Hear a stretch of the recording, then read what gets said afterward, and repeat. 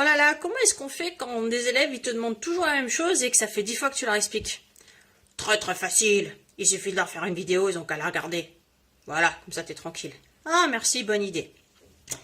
Ok, donc aujourd'hui, dis prof, comment être sûr d'envoyer le maximum de puissance à mon antenne? Antenne ici, maximum de puissance? Très bonne question. Alors, pour y répondre, il y a une très simple réponse, c'est l'adaptation d'impédance. Et là, il y a toujours un étudiant qui dit « Quoi? L'adapte à quoi ?»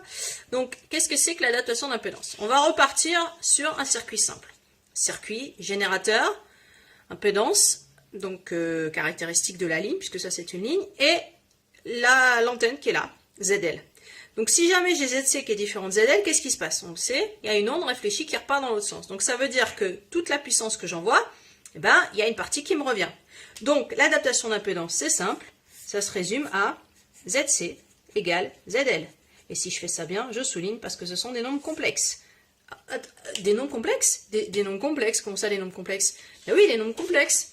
C'est-à-dire que je vais avoir ZL qui a une partie réelle et une partie imaginaire, et que je vais appeler par exemple AL et JBL.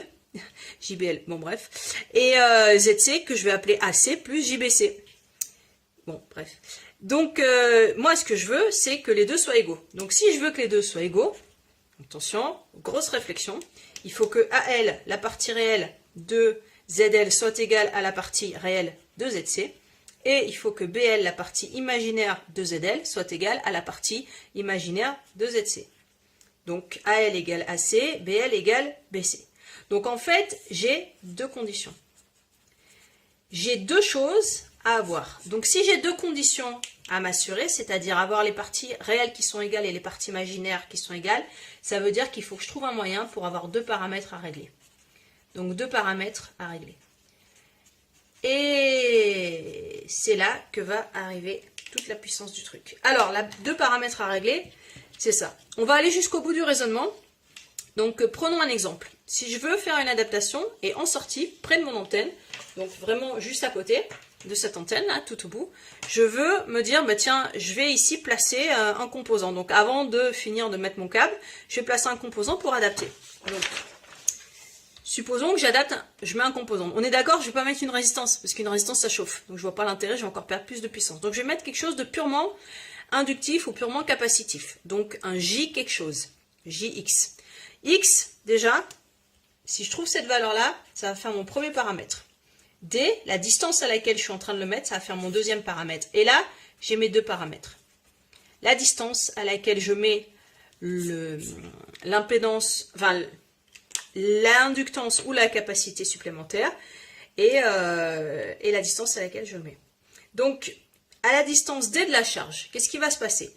Ce Z, vous êtes d'accord que Z, même si je me place au bout de la ligne, il vaut ZL. Mais si je me place à cette distance D, donc ramené vers le générateur d'une distance D, il ne va plus avoir la même valeur. Si je le ramène à la même distance que là, les deux ils seront en série.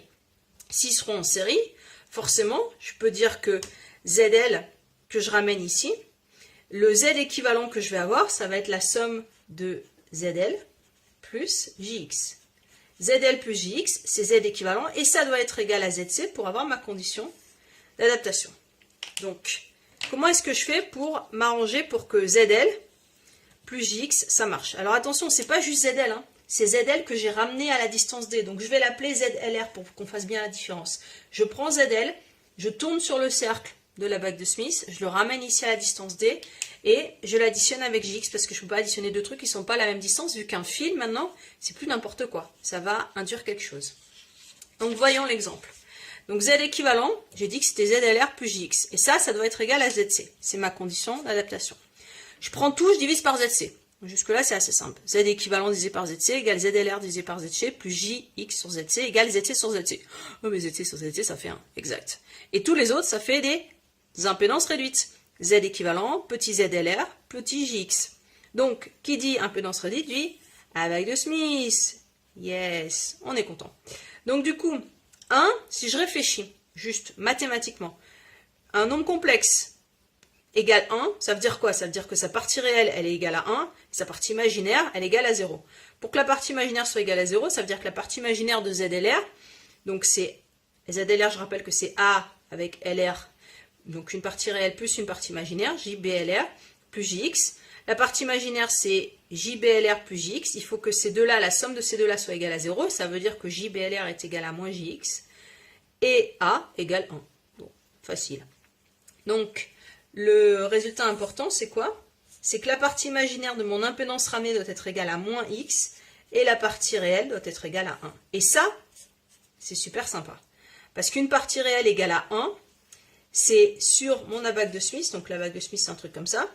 Il y a des cercles, ici, qui disent que là, la partie réelle de Z est égale à 1. C'est facile, c'est celui qui est au milieu. Et il y a marqué 1.0 dessus. Voilà. Donc, je vais chercher le point d'intersection entre ma ligne, qui va être un cercle genre, je sais pas, genre par là, et ma partie réelle égale à 1. On se rend compte qu'il va y avoir deux points d'intersection. Donc, je pourrais mettre soit un truc capacitif, soit un truc inductif. Donc, j'ai soit L, soit C. Raté, soit C, soit L. On va y arriver. Donc, on va aller un peu plus loin et on va faire quand même une application. Oui, une application. Youpi, on est content. Ouais. Alors, application. Donc, on prend un circuit. Il est à 2 GHz. La longueur d'onde, je la donne, c'est 10 cm. On voit bien du coup que la vitesse, c'est pas la vitesse de la lumière. ZC, c'est 50 ohms. Je cherche X et la distance. Si j'ai une antenne qui vaut 25 plus J65. Donc, la première des choses qu'il faut faire, donc moi, je veux trouver X et D. Première des choses, il faut que je normalise. Je trouve petit ZL. Bon, si je fais un calcul vite fait de tête, 25 plus J65, donc 25 sur 50 plus J65 sur 50, ça doit faire 0,5 plus J 1,3. Voilà. Donc ça, c'est mon ZL. Donc, je vais le faire. Ensuite, je ferai un cercle pour trouver tous les points de ma ligne. Ensuite, je trouverai les points d'intersection avec le cercle de partie réelle égale à 1. Et ensuite, je dénormalise pour trouver les bonnes valeurs de X et de D. Alors, donc, prenons notre abaque de Smith. Donc, on va placer le point. Donc, c'est assez simple. Ouais, non, là, on n'y voit rien. Donc, du coup, je vais le rapprocher. Bon, rapprochage du truc. Donc, si je prends mon abaque de Smith, je vais me mettre à 1,3. 1,3, c'est ici. Hop, donc 1,3. Ensuite, je vais me mettre à la partie réelle qui doit être égale à 1. Merci pour le focus de ce truc-là. Bon, c'est pas grave. La partie réelle, elle doit être égale, pardon, à 0,5. 0,5. Si je fais les deux, point d'intersection, il est là. Donc ça, c'est ZL. Ensuite, je vais utiliser un outil très peu connu du commun des mortels qui s'appelle un compas. Voilà. Donc, je prends mon compas et je vais faire un cercle. Cercle. Allez, je fais un cercle. Voilà. Voilà. Tout à fait, bravo. Donc ça, c'est si on ne sait pas s'en servir. Donc, comme moi, on fait un cercle. Voilà. Ça veut dire quoi? Ça veut dire que tous les points qui sont sur ce cercle font partie de ma ligne. Donc, je refais un dessin plus propre parce que là, forcément, on n'y voit rien. Hop. Donc, je vais commenter ce que j'ai fait. Non, je vais continuer là-dessus. Je continue là-dessus. Donc, une fois que j'ai fait mon cercle, je vais chercher le cercle de partie réelle égale à 1. Je vous ai dit que c'était assez simple parce qu'en fait, c'est celui qui passe par le centre. Donc, 1, c'est là. 1.0, c'est celui qui passe par le centre. Voilà. Et je vais chercher mes points d'intersection ici avec ma ligne. Donc, forcément, j'en ai deux parce que c'est des cercles. Donc, j'en ai un, je vais l'appeler Z1, et j'en ai un autre, je vais l'appeler Z2. Voilà. Donc, ça, c'est mes deux points qui vont me donner à la fois la distance à laquelle je me place et à la fois la valeur de condensateur et de bobine. Donc, je reprends mon schéma un peu plus beau. Il est là. Donc, je reprends. Donc, ici, j'ai ZL. Donc, je l'ai passé à 1,3 et 0,5. Ensuite, j'ai fait avec un compas, très très bien fait d'ailleurs, très joli rose, ma ligne sans perte. Donc, tous les points qui sont sur ce cercle font partie de la ligne. Et ensuite, j'ai pris la partie réelle égale à 1 et j'ai pris les points d'intersection. Je trouve Z1, je trouve Z2. Je me rends compte que ça tombe pile, oh, regardez, pile sur un nombre. Vous voyez pas, c'est 2. Et ici, ça tombe sur moins 2, puisque c'est côté négatif. Donc ici, j'ai Z2 qui vaut 1 moins 2J et Z1 qui vaut 1 plus 2J. Donc déjà, la partie imaginaire que je cherchais, je les ai. Moins 2J et plus 2J. Ensuite, L'autre chose qui va m'intéresser, c'est à quel endroit je suis sur la ligne, la distance. Donc ça va me donner x, et ça va me donner la distance. Je suis à 0,153, donc je rappelle que c'est toward generator, wavelength toward generator. Donc je suis à 0,153, et ici je suis à 0,187, pareil en toward generator. Et là, si je lis, je suis à 0,313. Bon, alors comment je fais avec tous ces résultats? On va regarder. Donc, on a dit qu'on a deux solutions. On a Z1, c'est 1 plus 2J. Et ça, c'est mon X. Donc, on a dit tout à l'heure que la partie imaginaire, c'est égal à moins X. Donc, si X, il vaut 2, forcément, moins X, il vaut moins 2. Bon. Moins 2, c'est négatif. Donc, ça veut dire que c'est un condensateur. Pourquoi? Parce que dans le formulaire que je vous ai donné, je vous ai dit que grand X1, qui est la valeur dénormalisée de X1, c'est égal à petit x1 fois ZC. Et c'est égal à moins 1 sur 2 pi FC. Si c'est négatif, ça veut dire que c'est un condensateur. Donc ça, si le truc est négatif, c'est un condensateur. Donc il suffit juste de remplacer. X1, on a dit que c'était moins 2. ZC, c'est 50. Moins 2 fois 50, ça doit faire à peu près moins 100 si je sais calculer. Et donc moins 100, c'est égal à moins 1 sur 2 pi. On avait dit que c'était 2 GHz, donc 2 10 puissance 9 fois C. J'inverse ma formule, blabla, pam. Ça fait C égale 1 sur 2 pi fois 100. Donc fois X, fois 2 10 puissance 9. Et ça fait à peu près 0,8 picofarad. Donc ça veut dire que le point Z1, c'est-à-dire celui qui était là, ça va être un condensateur. Condensateur qui fait à peu près 0,8 picofarad. Ensuite, si je fais le même raisonnement ici, je me rends compte que ça, c'est mon X. Du coup, je vais avoir la partie imaginaire de ZLR qui va être égale à moins 2, c'est-à-dire plus 2.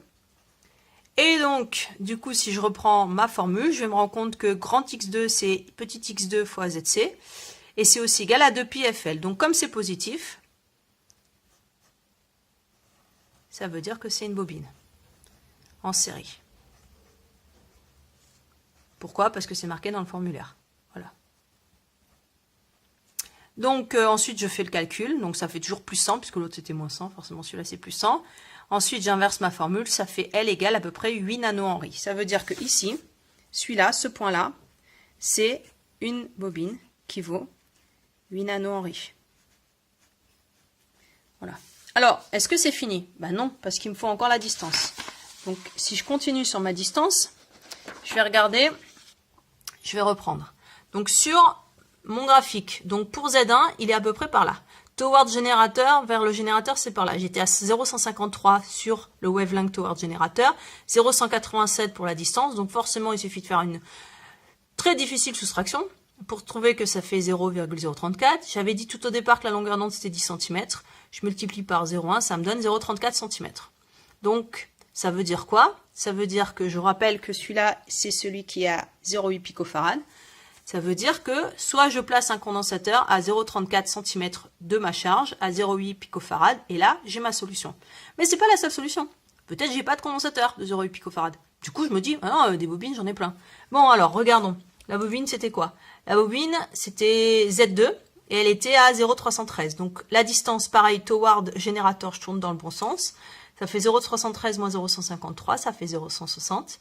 Je multiplie par lambda, et ça me donne la vraie longueur en centimètres. Ou en mètres, peu importe. Donc, je trouve du coup un peu plus grand. Mais c'est normal parce que l'arc était plus grand que là. Hein. C'est un peu logique. On trouve plus petit, tu t'inquiètes. Donc, du coup, mon deuxième solution, c'est de placer une bobine à 1,6 cm qui vaut 8 nanohenry. Donc, au final, j'ai soit celle-là de solution. Les deux sont très très bien. CQFD, c'est ce qu'il fallait démontrer. Alors, vous pourriez me dire, mais maintenant, on fait comment si il faut faire avec des trucs en parallèle ou les mettre en série? Mais c'est très simple. En parallèle, c'est des admittances. Donc, il faut tout faire en admittance. C'est-à-dire que vous avez le même schéma, sauf qu'au lieu de partir de ZL, vous allez partir du point en face. Donc, je rappelle le symétrique ici, qui va être YL. Si vous partez de YL, et vous dites qu'au lieu de dire que ça, c'est un Z, c'est un Y, et ben du coup, vous faites la même chose. Vous tournez dans ce sens-là, et vous appliquez les formules. Et pareil ici, vous tournez dans ce sens-là, vous appliquez les formules. Donc les formules, elles sont données. Voilà. Et on dit quoi? On dit merci professeur Yodanouche. Allez,